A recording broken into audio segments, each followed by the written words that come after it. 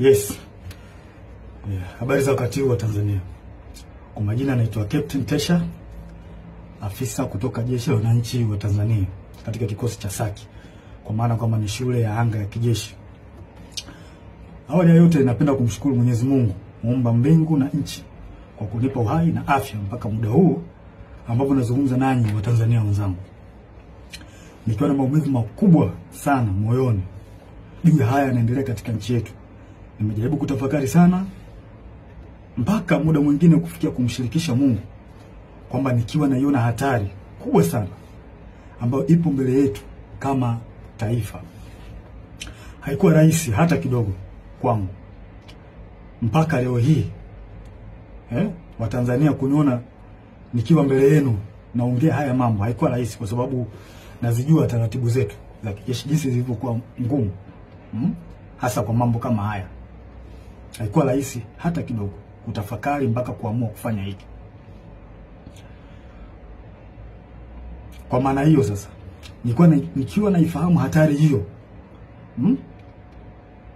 iliyopo mbele yangu juu ya hichi ninachokifanya kwenye utaratibu wetu, desturi zetu, pia katika mambo mengine, sitojali hizo hatari kwa namna yoyote.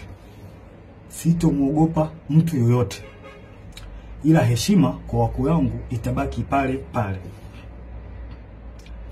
Hivyo basi nimeweza kuandika barua kwenda kwa wakuu wangu wa kazi, kwa maana kwamba CDF na wengine, kueleza kwamba siridhishwi kabisa kwa yanayoendelea nchini na naiona hatari kubwa sana katika taifa letu. Hivyo basi ni vema kama jeshi kuchukua hatua haraka sana kabla hatujachelewa, kwa kuwa imani pekee iliyobaki kwa Tanzania ni jeshi lao. Japo muda mwingine wanasiasa wanajaribu kuliingiza jeshi letu kwenye mambo ya siasa, kulitumia ili uweze kufanikisha mambo yao, lakini tumebaki kuwa imara na bado tunaendelea kuaminika na Watanzania. Hivyo basi, kwa kuona hilo na kuona hali ambayo ipo kwa sasa, sehemu pekee na imani pekee ya Watanzania ni kwenye jeshi lao.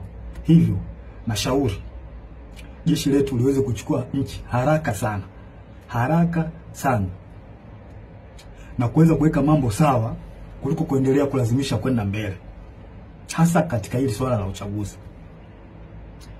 Baada ya kufanya hivyo, liweze kuwasikiliza wananchi